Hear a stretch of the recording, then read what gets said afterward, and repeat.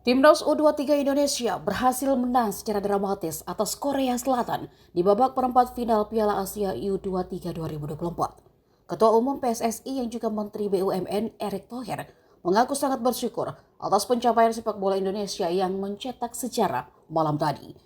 Ia pun mengucapkan terima kasih kepada pelatih, pemain, ofisial, serta seluruh timnas yang sudah bermain.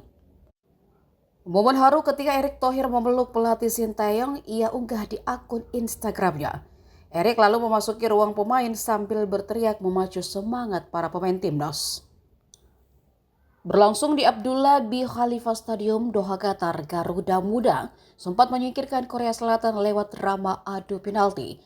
Rizky Ridho DKK menang 11-10 lewat adu penalti setelah kedua tim bermain imbang 2-2 sepanjang 120 menit.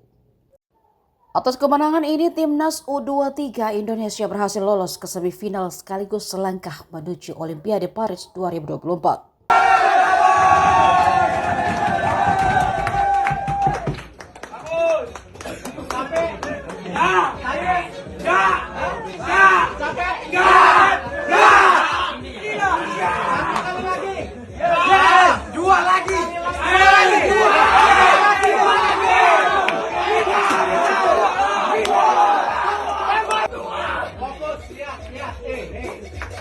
Satu game lagi sudah kunci ke Olimpiade.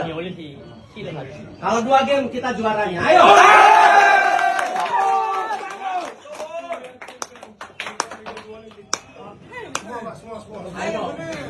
Download Tribun X sekarang. Menghadirkan lokal menjadi Indonesia.